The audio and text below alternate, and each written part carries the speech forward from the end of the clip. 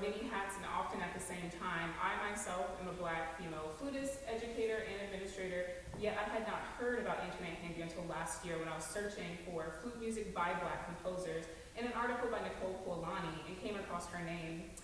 Playing music by people from my shared identity is something that is super important to me as a performer and something that Antoinette also believed in and advocated for. I'm sure for many of you this is your first encounter with her and her work. And why has that been? Why has Handy's work been so hidden for so long? And before we answer that, let's start with getting to know her. So born in New Orleans, Louisiana on October 29, 1930, Dorothy Antoinette Handy was a Black American flutist who performed across America and Europe in solo and ensemble settings.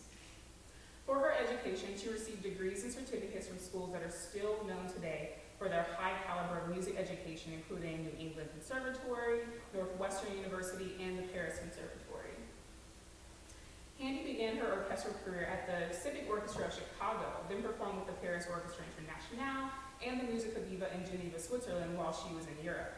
And she returns to America to perform with the Symphony of the Air in New York, the Bach Festival Orchestra in Carmel, California, the Orchestra of America in New York, the Richmond Symphony Orchestra where she stayed actually for 10 years, and the Symphony of the New World also in New York. She also toured Europe performing with her sister Geneva under the sponsorship of the United States Information Service, and in 1955, Antoinette formed the chamber group Trio Pro Viva, which featured her on flute along with a cellist and pianist. Antoinette reforms her group in 1965 with a new direction of highlighting African American composers, and they recorded an album that we'll talk a little bit about later on. As an educator, Handy was a public school teacher and professor of music at various points in her life. She taught various music courses at New York College of Music, which existed from 1878 to 1968 before merging actually with New York University. Florida A&M University, Virginia State College, Virginia Union University, the Tuskegee Institute, and Jackson State University were all other places where she taught. We'll talk more about her choice of where she taught later on and how it played into her advocacy work. Through various professional affiliations, she also received an honorary doctorate from Whittier College in California and had professional associations with Northwestern University and the Cleveland Institute of Music. Handy was also a scholar and a writer, having published 4 books and many articles during her lifetime. Her only published composition to this day is her solo flute work, Hommage à Haute, 5 short impressions for solo flute, translated to mean tribute to Haute Savoie, which is a region in the Alps of eastern France known for skiing. While this is her only published work, sketches of unpublished works have been discovered in the Library of Congress archives, and it's speculated by members of her family that there may be other compositions that Antoinette wrote that may have not been discovered yet. While in Europe, Antoinette was a radio host for Radio Belgium in Brussels. When she returns to America, she becomes a music therapist at the Alfred Alder Mental Hygiene Clinic after training under A.B. Gibbons, who was the first licensed music therapist in the United States. While in Virginia, Antoinette was the host for a radio show, Black Virginia, that showcased Black performers and composers in the classical music idiom. And she also wrote for the Richmond Afro-American, which was a local Black newspaper. She began working at the National Endowment of the Arts in Washington, D.C. in 1984, and served as director of music from 1989 to 1993, where she was pivotal in establishing the National Jazz Service Organization and the National Jazz Network. Antoinette was also involved in the American Symphony Orchestra League as a contributor for their magazine, as well as a task force member in 1993. So here's what our time together will look like. We'll start with learning about Dorothy Antoinette Handy herself, including her family history, life as a student, her only published piece, Hommage à Haute, 5 short impressions for solo flute, her professional performance career, her work as an educator, activist, administrator, and scholar. Then I'll briefly share my research process for this project, before we conclude with her advocacy work as a commissioner and a performance of Hommage. Now, as with any artist I research, I'm always curious to know about how their family and their early upbringing influenced their life as an artist. And with Dorothy Antoinette Handy, family played a significant role in her life as an artist from start to finish. So at this point, you still might be asking yourself, who really was Dorothy Antoinette Handy? Her great-great-grandfather was Ephraim G. Payton, Mississippi Supreme Court Justice and slave owner. Her other great-great-grandfather was Emmanuel Handy, an African-American politician and member of the Mississippi House of Representatives. Her great-grandmother was Florence Geneva, daughter of Ephraim, and an enslaved woman named Isabella. Florence marries Emmanuel Handy Jr., who asks her father Ephraim for help purchasing 40 acres of land in Hazelhurst, Mississippi, which he agrees to. This is the land where Florence and Emmanuel raised their 11 children, one of who was William Talbot Handy, who was a prominent United Methodist minister and singer, notably singing with the Tuskegee Singers and at Booker T. Washington's funeral.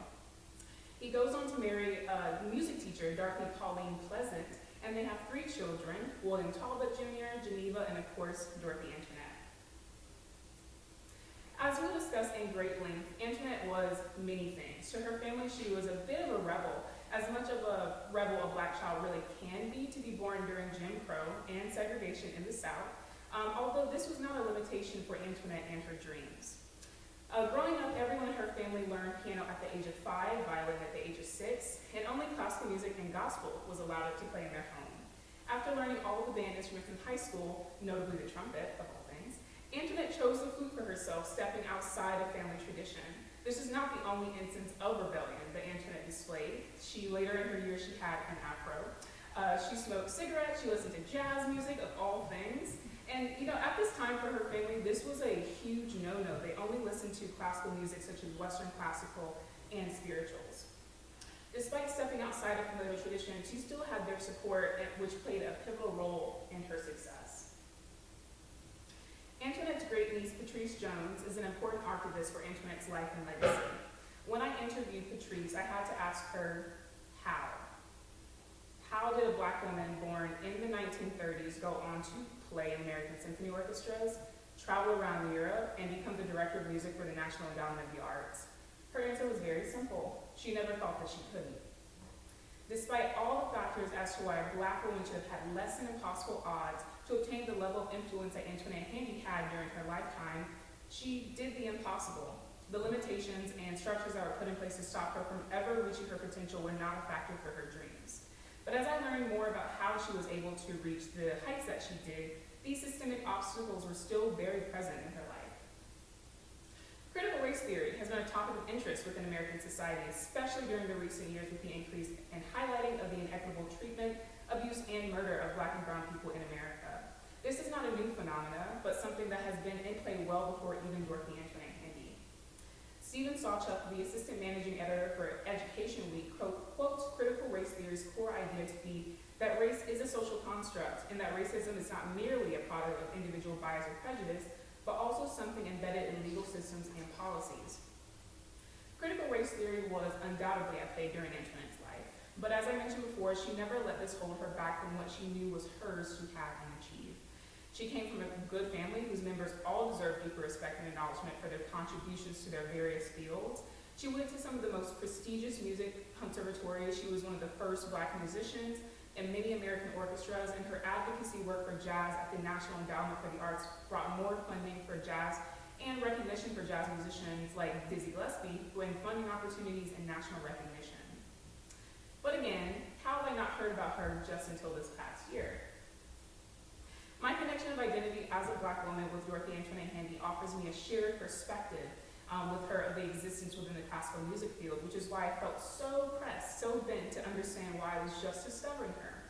In 2020, I had my own personal reckoning with my existence within the spaces that I occupied. I questioned why I was typically the only black woman, if not the only black person at all within my education and performance spaces. I would ask myself, where were we? I stumbled upon Kimberly Williams Crenshaw, an American civil rights advocate and scholar of critical race theory, who specializes in race and gender issues. In her 2016 TED Talk, The Urgency of Intersectionality, she shares a court case where a black woman's case of hiring discrimination was thrown out due to the employer having a history of hiring both women and black people, but what was found is that they did not have a history of hiring black women specifically. This is intersectionality, formally defined as a sociological analytical framework for understanding how groups and individuals' social and political identities result in unique combinations of discrimination and privilege. I like this specific definition as it uses the word unique, which is very accurate to the kinds of situations like in Dorothy Antoinette Handy's case, where many artists and composers from marginalized identities have fallen in the cracks of history and have remained hidden due to the marginalized identities and intersectionality of their identities. In her talk on intersectionality, Professor Crenshaw speaks of pulling the rug up on these instances of prejudice where unique identities are hidden and not considered.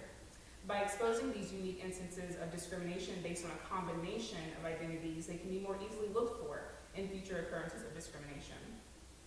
Throughout the 21st century, works by female composers and composers of color began to be rediscovered or reattributed to their correct creators, which brought about more performances of works by women and men of color, but discovering performances of works by Black women specifically are still moving at a much slower pace to this day. A handful have started to become more familiar names on concert and recital programs, but as we are seeing with Dorothy and Antoinette Handy, there are still many more to discover. Going back to Antoinette's boldness, it did not begin just when she went away to college. She was just a teenager when she studied flute privately and was playing band in Dallas, Texas, and she returned to finish high school actually in New Orleans, where she hears the New Orleans Philharmonic for the very first time, and this was now known as the Louisiana Philharmonic Orchestra. And she asked Frank Ravish, their principal flutist at the time, for lessons, which he agreed to, assumedly due to curiosity, Antoinette's talent, combination of both. She even had her solo debut with the New Orleans Philharmonic as a teenager. Her college education started at Spelman, a private historically Black women's liberal arts college in Atlanta, Georgia, also referred to as an HBCU or historically Black college or university. HBCUs for many Black students are a safe haven to learn and be around their own community. While this may have been Antoinette's reason for initially attending, the college only offered a Bachelor of Arts in Music, and her music goals required her to have more intensive study. She transferred to New England Conservatory to study with Lois Elizabeth Schaefer, principal flute of the Boston Symphony at the time, and earned her Bachelor's of Music to the delight of her parents and her hometown. There's even a newspaper article in the Chicago Defender announcing that she graduated with honors. After NEC, she moved to Evanston, Illinois to earn her Master's of Music at the Northwestern University School of Music. When talking to Patrice, Antoinette's great niece, I wanted to know of Antoinette's experience as a student studying at these prestigious and mostly white schools of music in the late 1940s and 50s. Surprisingly, while she gained access to these schools through her undeniable merit and talents, Antoinette faced housing issues as Black people were not allowed to live on campus in the winters, and she had to live at the McCormick Street YMCA with the other Black students. Despite these obstacles, she obtained degrees from both universities and moved to Paris in 1954 to study at the Paris Conservatory, where she earned an artist diploma. In a bio for her written by Dr. Carolyn L. Quinn, a colleague of Antoinette's, she is quoted saying, "Because there were no opportunities in America, I decided to go where I could get some experience." Her great niece Patrice mentioned that Antoinette, like many other Black artists at the time, was happy living in Europe. It was not safe in America during the 50s due to segregation and Jim Crow. So Antoinette thrived at school and in her orchestra performance career in Europe. But also significant to this time was the creation of her only published piece, Hommage à Haute. This piece was written during Antoinette's time in France when she would visit friends in Haute. Antoinette was inspired by the walk she took there, flute in hand, and composed what came to her, which resulted in her first and only published composition. In a phone interview in 2000, found at the Library of Congress, Antoinette confirmed that this was her only published piece and that she didn't consider herself a composer despite writing it. It was written for flutist Harold Jones, who she played alongside in the Chicago Civic Orchestra. She mentions that she wrote the piece to display the capabilities of the flute. The piece itself is one that I found very comfortable to play stylistically. It was obvious that Antoinette's own technical proficiency and understanding of the flute played a major role in her composition of the piece. And it very much aligns with her training and experience with music up to this point. She's earned degrees from predominantly white institutions, programming exclusively white male composers, and the piece reads like a work in the Western classical music canon of the time. There are 5 movements: moderately slow, on the fast side with abandonment, moderately fast, flowing, and sprightly. In the 50s, the modernism era of classical music is kind of wrapping up, and postmodernism is taking hold with composers such as John Cage, Pierre Boulez within its ranks, although it is understood that the lines of musical time periods are more blurred than what they are historically categorized as. Antoinette's Hommage is written more in the style of modernism. She mentions that she made no effort to describe the scenery of Haute Savoie in the composition, but was descriptive in the abstract manner of the region. Besides the fact that the piece that you'll hear is atonal, meaning that there's not a clear key or tonal center, but more prominent than the tonality is how rhythm, incorporation of extended techniques, and silence play major roles within the piece. Modernism can conjure thoughts of rebellion and fear in traditional tonal classical music lovers, but modernism can show up in various ways depending on what the composer wants. In Hommage, Antoinette plays with meter, time, and rhythm throughout the work, utilizing sudden pauses that make the piece at moments feel fragmented through her sudden rhythmic changes. As a performer, you feel like you're always on your toes, ready to turn the next corner sooner than the last. As a listener, it should feel like a story with twists and turns meant to keep you engaged and awaiting the next line of plot.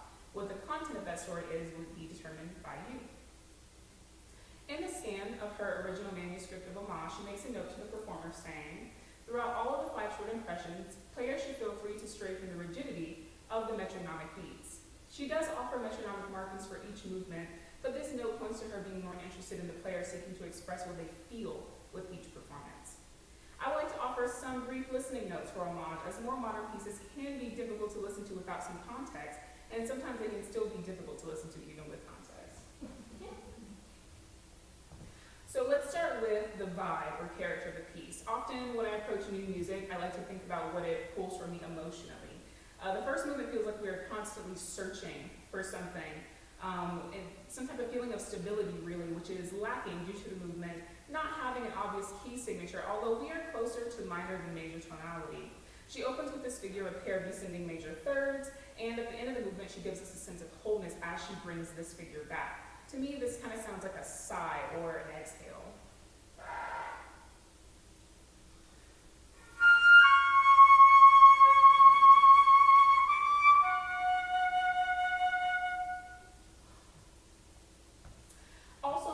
Movement, she features a descending C sharp to C resolution twice, followed by a C to C sharp ascending resolution as half notes, which are some of the longest rhythmic notations of the movement and offer a completion of a phrase each time they appear.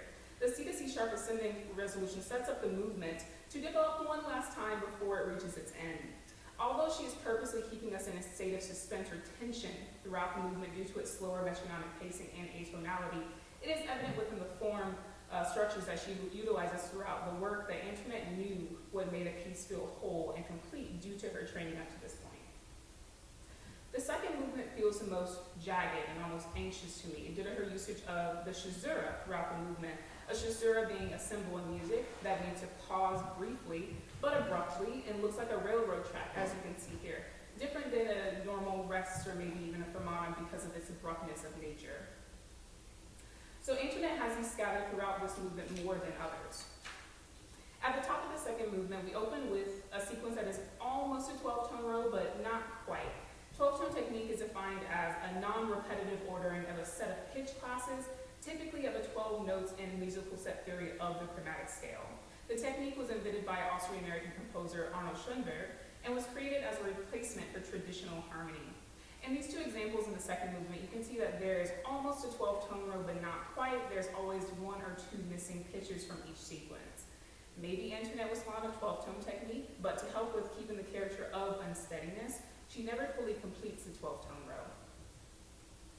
What is present is this descending pattern in the second line, as well as another sequence on the third line that I have also highlighted here, the tritone. A tritone is a musical interval that consists of 3 consecutive whole tones. It's also known as the devil's interval because of its unsettling sound. I've highlighted where the tritones occur in this movement. Here's how they sound in the bottommost sequence.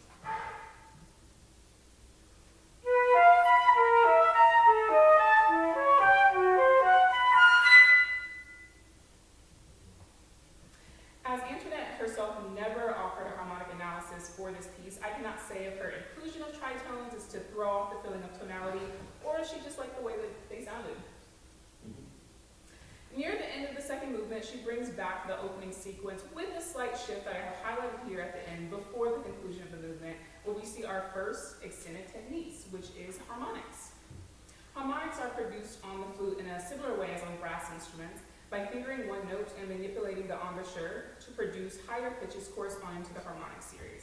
This is how they sound.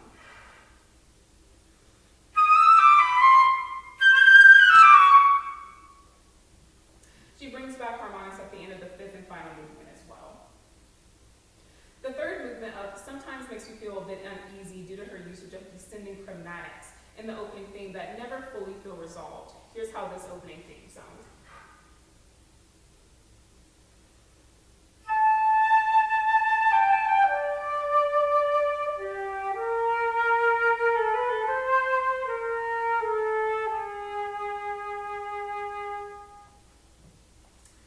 In the third movement, we have even more extended techniques as she includes flutter tonguing, which I've highlighted here for you to see as well. Flutter tonguing is a wind instrument tonguing technique where performers flutter their tongue to make a characteristic sound, which sounds like this.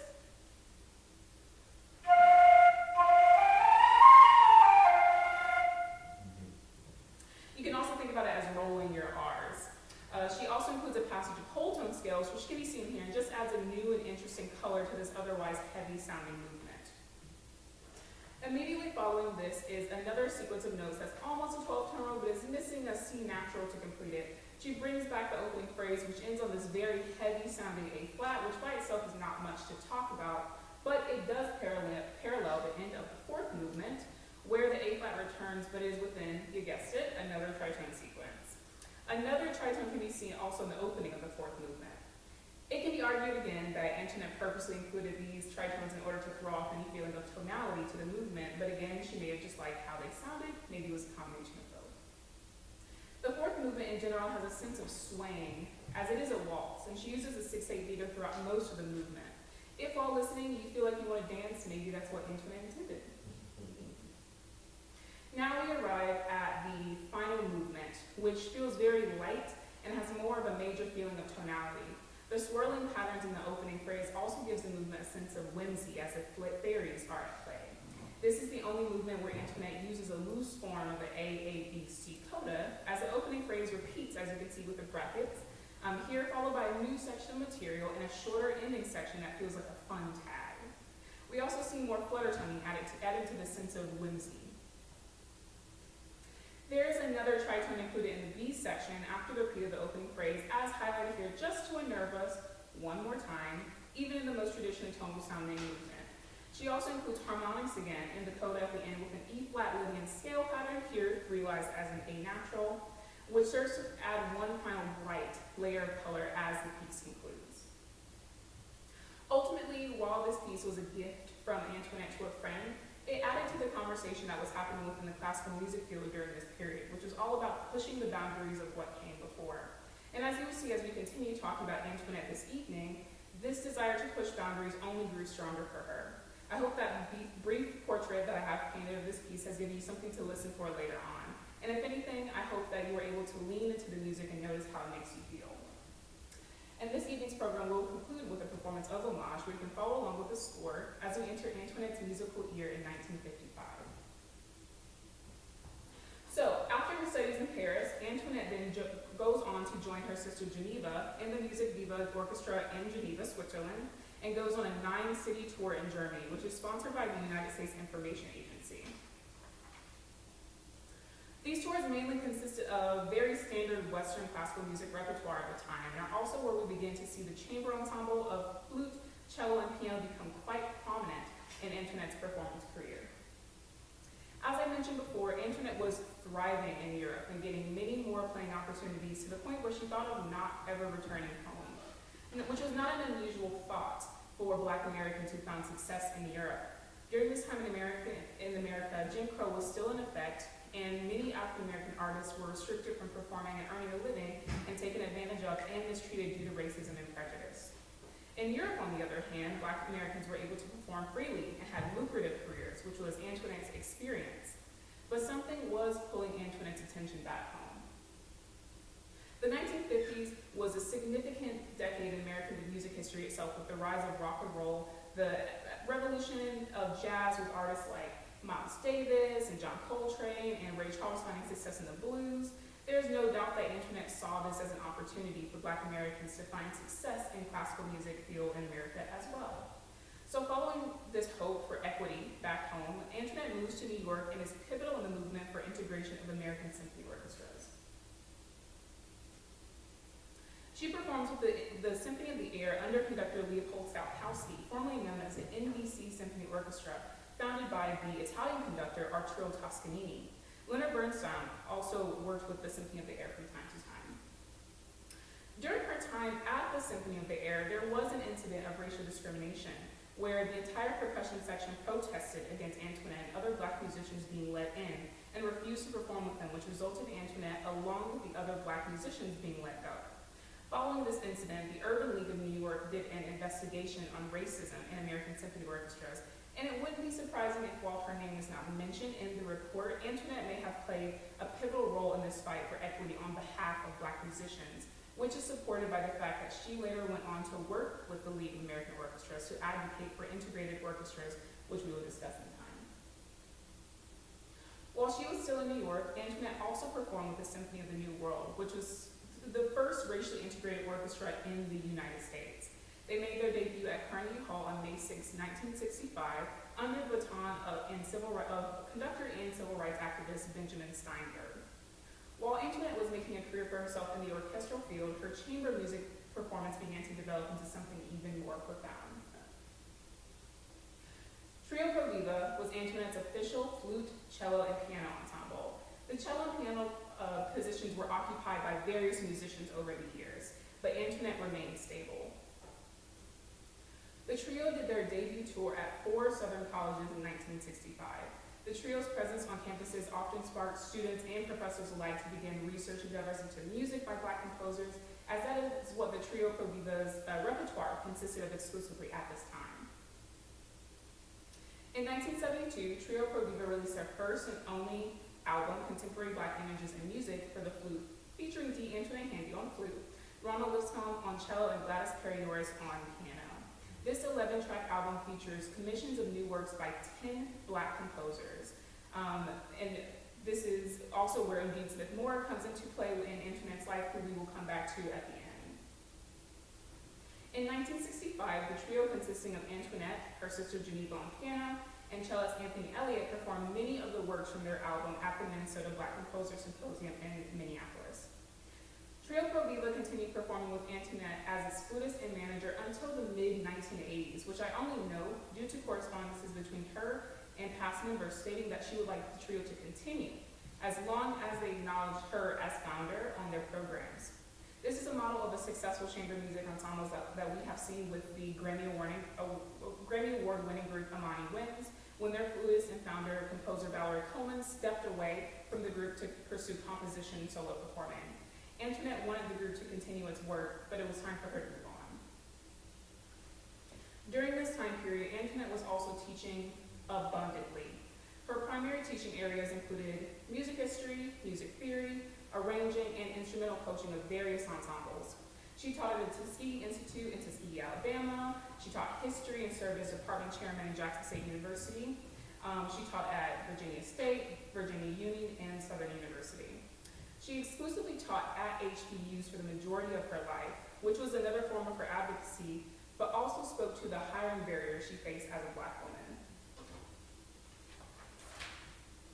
In terms of her advocacy for education for Black students, in 1990 she is quoted to have said, "It's not so much a question of discrimination as of what you might call psychic direction. Our training institutions have to convince Black enrollees that there is a future in that direction." Here she speaks to the support that Black students need to believe that a higher education and a career in the arts and beyond was possible for them, as she always knew for herself. This ties into Antoinette's work with the American Symphony Orchestra League, now known as the League of American Orchestras. She served as a member of the National Task Force for the American Orchestra, an initiative for change in 1993. The report titled Americanizing the American Orchestra mentions her article, American Orchestras and the Black Musician, which was published in the League's magazine Symphony's August-September 1988 edition. When she herself was at the Richmond Symphony from 1966 to 1976, she not only played a pivotal role in Black representation in American orchestras, but she also is noted to have been a pivotal figure in the development of jazz in public schools in Richmond, Virginia. Dr. Scott Douglas, lecturer of music at Columbia University, had a talk featured on the Jazz Education Network titled The Influence of D. Antoinette Handy on the Expansion of Music Education in Richmond, Virginia, speaking to her role of advocacy in jazz. Something I will mention to me that was shared with me by Dr. Handy's son, Dr. Uzoma Miller, is that in the 1980s, she lost her teeth, actually, to gingivitis and stopped performing altogether because you can't play the flute without teeth, especially if the flutist formerly had teeth to learn the instrument. This can help to explain why she pivoted so much into authorship and advocacy later in her life.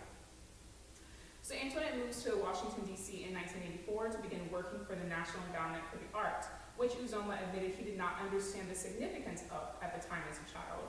Antoinette made major structural changes at the NEA that provided better recognition and funding to jazz musicians in the country, as well as pushing to include race and gender equity in diversified grants to all students.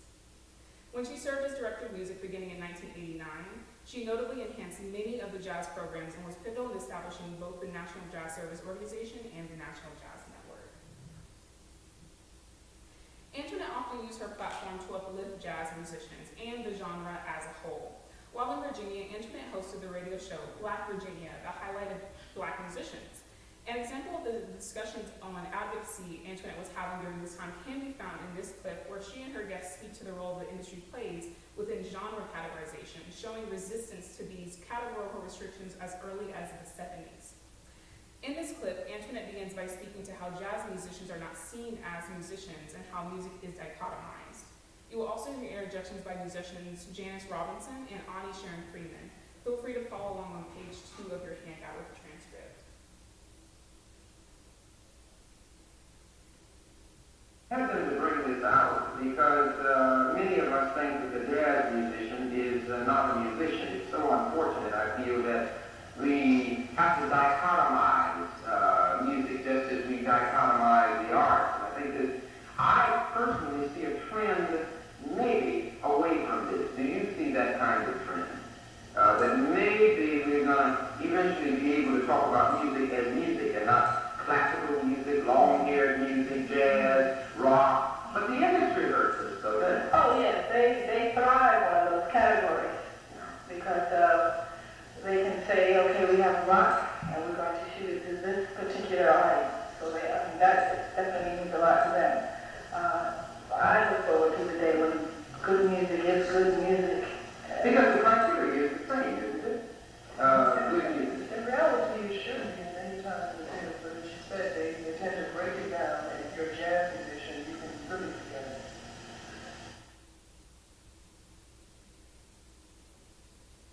At the top of this particular episode, Antoinette plays a recording of the International Sweethearts of Rhythm, who she goes on to write a book on in 1988.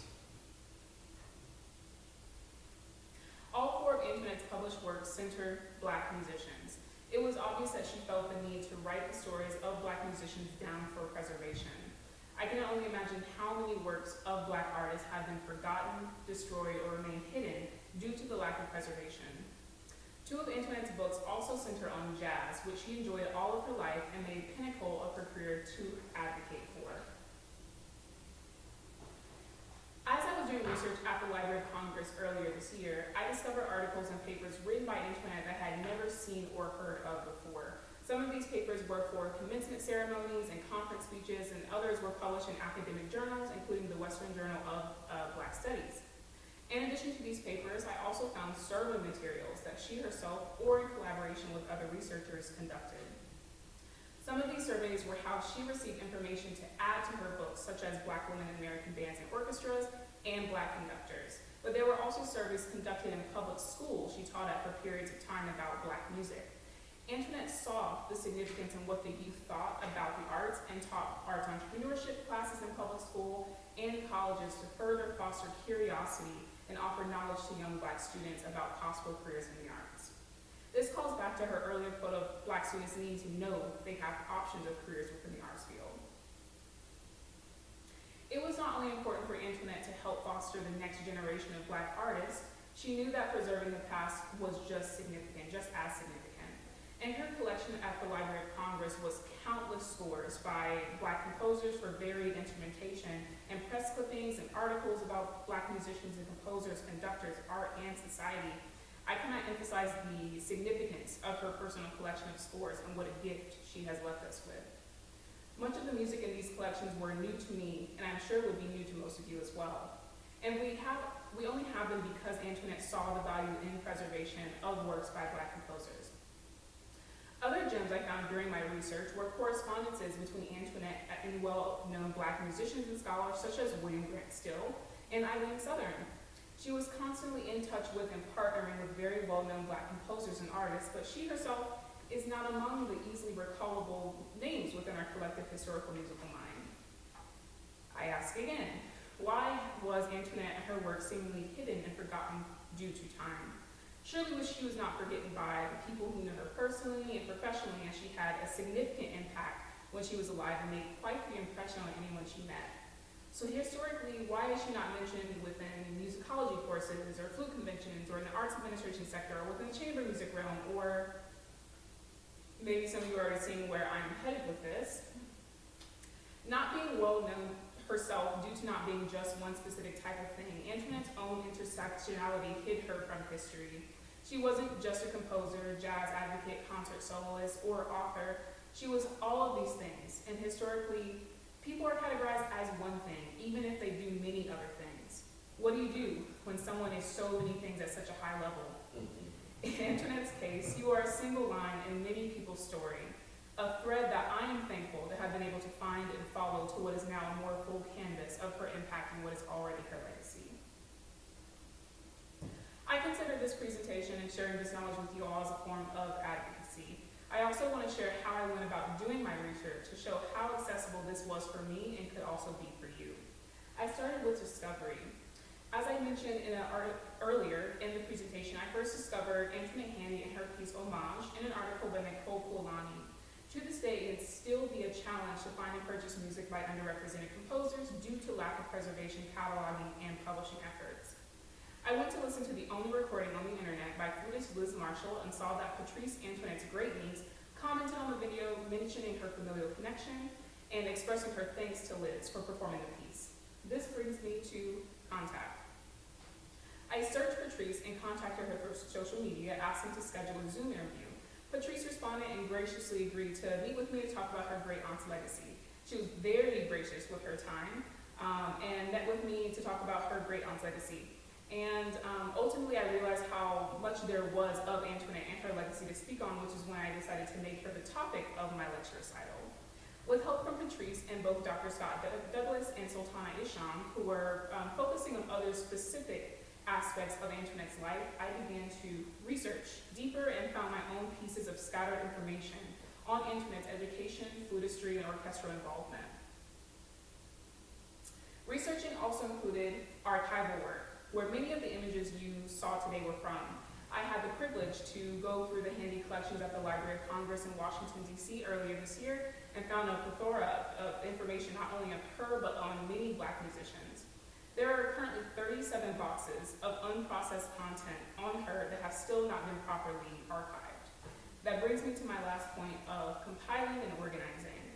You may think that just because Antoinette has not as much written on her yet in comparison to, let's say, Bach or Beethoven, that the compiling of everything on her would be quite simple. But the truth is, as is the case for many figures from marginalized backgrounds whose work was diminished, hidden, and lost to time due to prejudice, and the fact that their work has not been as intentionally kept track of, the possibilities of where things are can be endless.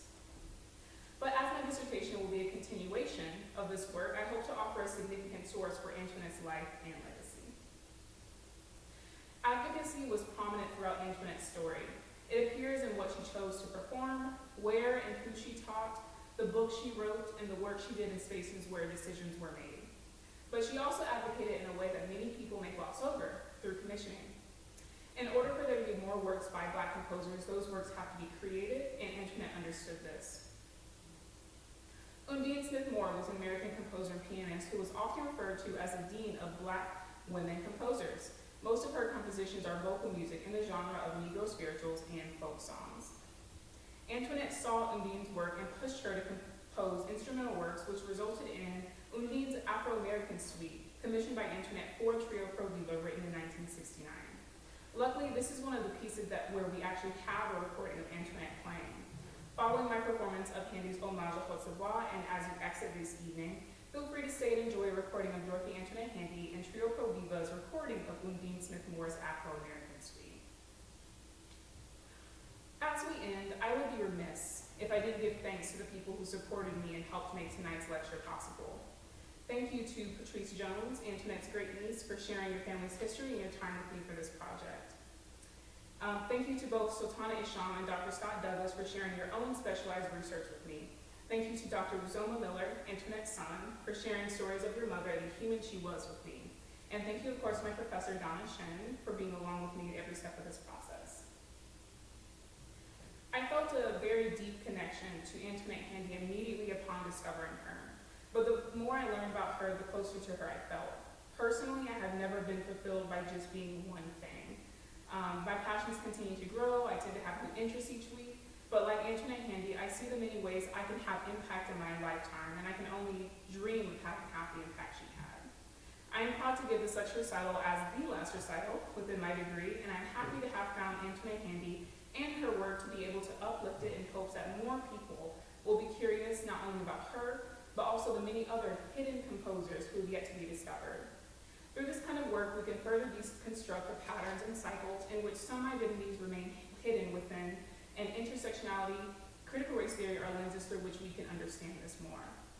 If you remember one thing from this evening, let it be that there are many other hidden stories out there for you to discover.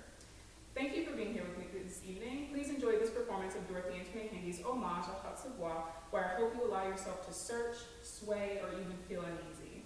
The performance will be followed by a recording of Dorothy Antoinette Handy and Trio Pro Viva performing Undine Smith Moore's Afro-American Suite as you exit. Thank you.